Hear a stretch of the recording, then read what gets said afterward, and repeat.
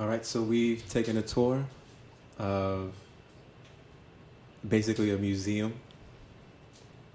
I don't even know. This is way more than a museum.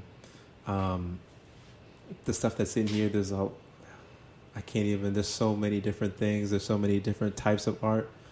We had a really good time. We learned a lot. I think one thing that I definitely took away is it pays to know your history. It pays to know your history. Find your joy in what you want. Don't be scared to ask questions, because that's the only way that stuff can get done, is if you ask questions. With that being said, I'm going to ask a couple different questions, because all this doesn't just happen by chance.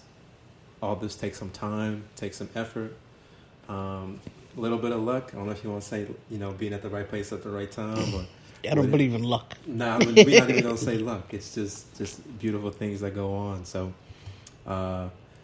Theresa, just for people that are out there, maybe younger people who are out there, maybe struggling to, find their path, or what stuff, are they good at, or what stuff do they enjoy? Where should they start? Always, like I told Azaria from the picture, trust in the Lord with all your heart. Lean not onto your own understanding. Acknowledge him in all of thy ways, and he will direct thy path. Yes. True statement. You're not sure? Ask God. He's going to direct your path. What is he going to say? No. You know what I'm saying? And that's what I tell her. You ask God, he'll show you. Yeah, he will. I think, especially in this time, you just got to be open up to hear it. Yeah. That's what it is. Especially in this time where all this crazy stuff going around, and we're getting a lot of information, we're getting a lot of stuff coming at us quick. So I do think the best thing to do is kind of just find your ground, get in your square, and say your prayers, man. Amen. Lean on him. You got to. So I'm going to turn it to my special guest, Azaria. Azaria, how are you? I'm well. You well? That's good.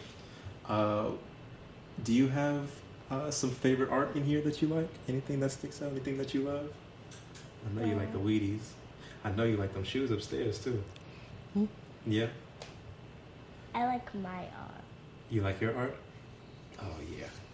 What do you want to be when you grow up, Azaria?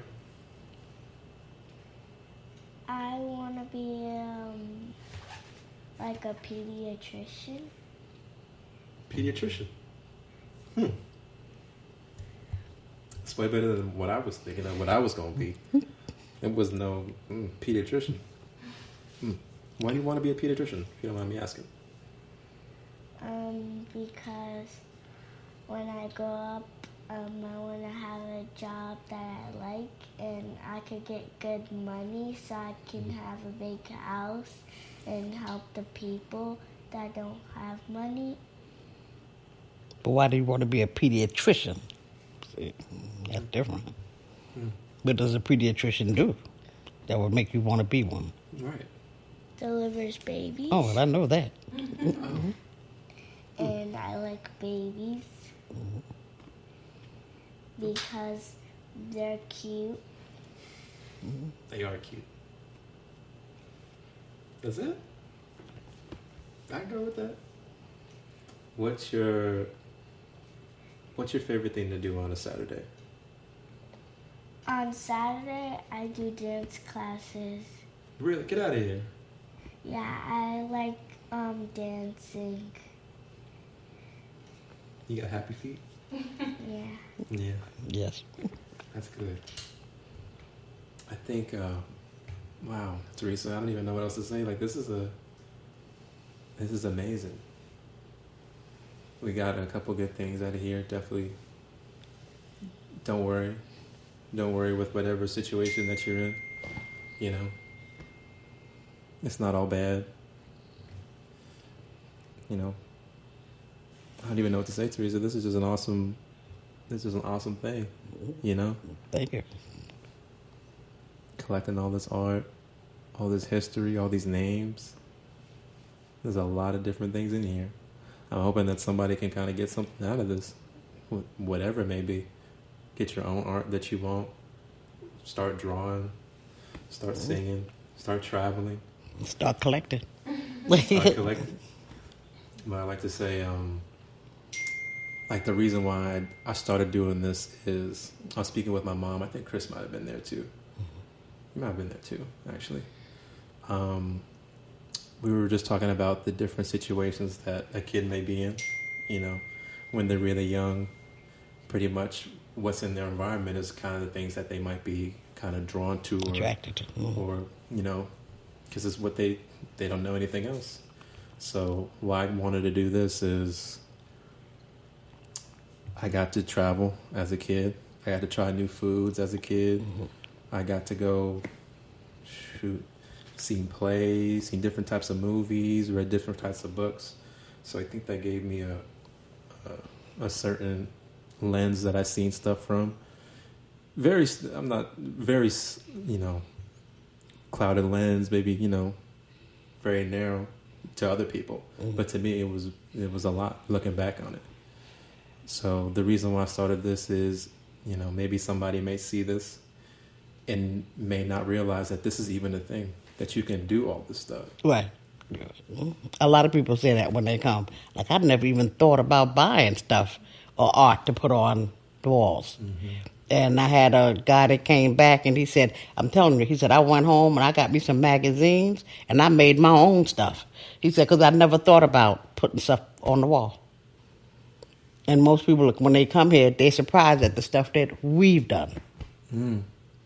That's the funny part, that they're surprised that we've done this. Out of all the art, which percentage would you say is black art? Oh, here, 95%. 95%? Or 97%. It's mostly. And I'm not going to say black art. I say good art. This is good art. That's what I collect. I don't collect that black art. I collect good. That's a beautiful distinction. Very beautiful distinction. Man. Museums are missing out when they don't have black art. I think so too. They're missing out. A lot of. I mean, you could teach so much, especially with Antonio Parker's piece. You know, you could teach so much about art, showing that to children, things that they know. You know what I'm saying? People that they know, and then you could teach them from that point. It's great. I think just the route that you take, I feel like is something that needs to be talked about. You collected art. You were a teacher from the get-go. You taught people. You provided a certain perspective for people. I think that's needed more than ever. I think more people, they may not say it like this, but hopefully a lot of people can get something from this and step up, maybe in their neighborhood or just maybe just in their family, just to take an initiative and when they get the things that they want to get, just give back in any type of way. Teaching chess for how many years? Oh, gosh, we did 23 years. Taught chess. Biggest life lessons. Is there any like life lessons kind of thing that you get? I think with the chess, the most thing we got, we were able to travel. And the children were able to see things outside of the South Bronx. Where before, the closest they went to was maybe Fordham Road or in the other direction, Yankee Stadium. But to actually go to another state and see things was eye-opening, like especially when we came to Atlanta. It was so much. We had 2 tournaments down here, nationals, and it was great just to be able to take the children to the Martin Luther King Center, you know, and all. It's so much history down here, right? I think we even did a Spelman and Morehouse, you know, tours for the children to actually see. This is what it means when they say go to college. I always knew I was going to go to college, but I had never stepped foot on a college campus until the day that I registered. I should have been to a college long before that, but most people haven't. But it's exposure, and that's what I was able to do with children, exposing them to things. And she knows what college she's going to, because she's already been there, her future. What's your future? Spelman. She already know her future. You know what I'm saying? Because she's already went there and visited. It's important. Every time we used to go to chess tournaments, that's what we would do. Take children to colleges and let them see.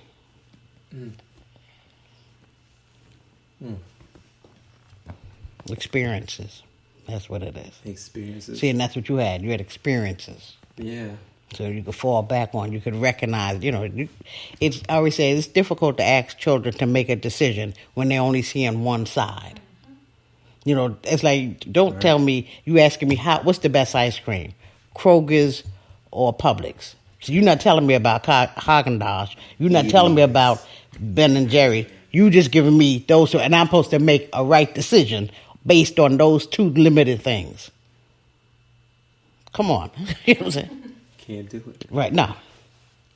So either way, I'm going to lose. You don't know what's out there. See. For my students, especially in chess, I was Haagen-Dazs. I was there.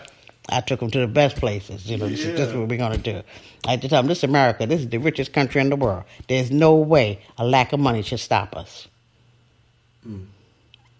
And you've been to really poverty-stricken areas outside the country and seen it from the... That's crazy. Man, I think there's a lot of gems in there. Hopefully y'all can pick those up. Mm-hmm. And the school that I worked at was in the South Bronx. And at that time, the median income was the lowest in the United States. These were people that were living at and below the poverty level. 99% free lunch. And I took a bunch of children from that community, and we became the top public school chess club in America. Come on. You know what I'm saying? Poverty doesn't know anything about intelligence. Born.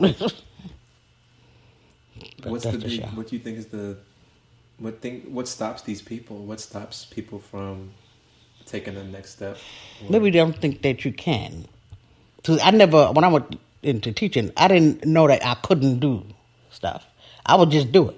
And then they would call me downstairs and go, like, Miss Easton, like I would have the kids meet me at 7:30, and they said, Miss Easton, we're not really legally responsible for the children to 8 o'clock. Well, I never thought about that. I thought schools open to go to school. I never even thought there was a time difference. And then when I said, well, I'll take it like I was going to go to the park department to ask them, they was like, no, we're going to open it up. We just wanted you to let you know. Oh, okay. See, now if I had asked, they might have said no. But because I did it and they could see the response, but that's what they said, that we're not legally responsible. I was like, oh, okay, I'm sorry. But they continued to let the program go. It was a lot of instances like that. I used to take kids on tournaments, 20 kids, and it's just me. And I did it for years until a principal said, Miss Easton, you can't take 20 children out of the school. Why not? What if something happens? I said, why would you put that on us? Because I had never even thought about it. And they was like, no, if something happened, Miss Easton, what are you going to do? Well, my 20 kids, they're going to stay with me. You know what I'm saying? I never thought about it. And then it was like, you have to take another parent with you. But before all that, it was just me and them. Didn't think, you know what I'm saying? I didn't know that was illegal or anything. No. Against the code, right? Right. Do you think the basic school systems now, a kid can get all of this that you're getting just by going to school 9 to 4:30? They're not just me. There are others like me in the school. There are other teachers that's what they were supposed to do. You got to love children to actually teach them. You have to love the job. You have to love children. If you don't love them, you can't teach them. You know what I'm saying? I was blessed. I loved them. I had a great time with them. Children don't want anything from you. You know what I'm saying? If you treat them nice, that's all they want. You know what I'm saying? Treat them nice, that's all. And they went beyond what I would have expected of them. I used to say they made me look good. You know what I'm saying? They did. They made me look good. So I used to get a lot of accolades, but I used to tell the people all the time, I don't play. You know what I'm saying? Say it to them, because they play. All I'm doing is taking them there or exposing them to other people where I think, they could do better if this person taught them, because we were taught from some of the top chess players in America. But I traveled and took them to places, and we met people, and there it was. 23 years later. Did you see all this back then? Nope, not at all. I didn't even see this. You know what I'm saying? I couldn't imagine this. That's why I say, to him that's able to do, exceedingly abundantly above all that you could ask. That's what this piece is called also. Ephesians 3:20. To him that's able to do. Yeah, you let him do it, he'll take you places I couldn't have dreamt it. I couldn't have dreamt this. No. I knew I was going to have a house with art, but I would have never thought this. No. This was beyond my imagination. Coming to Atlanta, meeting all these people. Right, yeah. I think they need to put your name in a book somewhere. In a It'd probably be. magazine, a newspaper. Seriously, this is an historical house. This is not just some regular IKEA artwork. I know. That's what everybody says. Like, whoa, you know what you got? I know that. But remember, oh, this is like a museum. And I have to tell people, no, this is my home. I live here. This is not a museum. I don't care how it look to you. This is my house. You know what I'm saying? I just you want to live around the things that you love. These are the things that I love. Be around the things that you love. Right, yeah. Yeah, and I love these things. This makes me smile when I look over. Yeah. Like, I used to love going back to New York. I'd stay for a month, then I come here, I'm like, wow. It's like brand new. And I'm always adding stuff. You think it's important to do stuff that's new, not staying in the same realm of whatever you're doing. Right, yeah. So, look around. Do we have any questions from the crowd? Anything that you would like? How did you enjoy it? Oh, I loved it. It was absolutely amazing. See, that's why I said that's the best people to ask, have someone that's seen it. Like, whoa, how did it feel? I'm hearing you talk about it maybe like 10 times. But Okay. And then when I come downstairs, I always go, who's that again? Right. Who's that? Who's that? James Brown. Say it loud. I'm like, okay. There it is. Got a different meaning to it now. Just like Yeah, when I bring them back down, then when I say they go, say it loud, they go, I'm black and I'm proud. There it is. Then I've accomplished what I wanted to do. Make you feel good about you. You know what I'm saying? It's Not us. I have a question. Is that what you hope was already and like anyone who sees this? Yeah. Feel good about you. Yeah. You don't ever see you in this like this. Like, wow, we good. You know what I'm saying? Like, we something else. We are. If you need some pride, Right? sorry to Yeah. cut you off, but if you need some pride, just check this video out. There's a whole bunch of stuff to be prideful for in here. They don't teach us this history like this in Theresa. I'm not gonna lie. They don't do that. No. Then we got a long way to go. She learned because she's here. Yeah. You know what I'm saying? So when she asked me, what's this, like the James Brown, Muhammad Ali, she saw a picture with the butterfly, and that's what made me tell this is what they said. And then I went online and I showed her, them saying it on YouTube. Right. Say, look, see? I said, so of course she remembers. Right. She used to know all the names too. Yeah. I used to make her. Azara, you got a whole house full of some things in here. You don't even know. There's some stuff in here. I think we need to use Azaria as like a what do they call it? Not a prototype, but like when they like a control group. Like for somebody who's within all this stuff like that, and then just watch their whole life play out and be like, this is what it means to actually be within the stuff. This is what it means to actually know history. It's like I said, they don't teach us this stuff. No. You got to do this stuff extracurricular. Right. That's what Extracurricular. Yeah. That's what I did. I taught myself. Then like, whoa, these people lying. You know what I'm saying? Like, whoa. Look at the stuff that we didn't know. Now it's coming out more. Because I always said, tell your own story. Stop letting other people tell your story. You tell your story. Because it's going to be different. Nobody can write it like you. Right.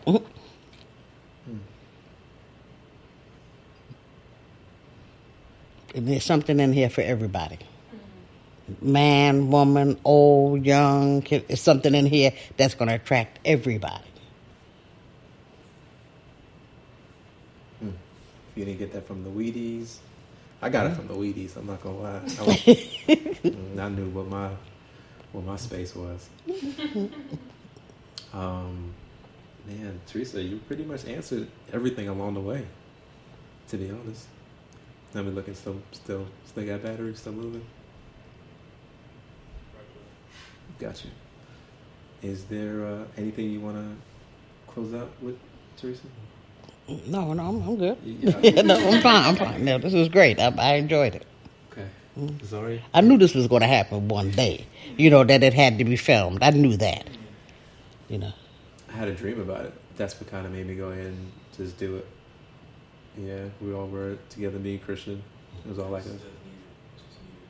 Yeah.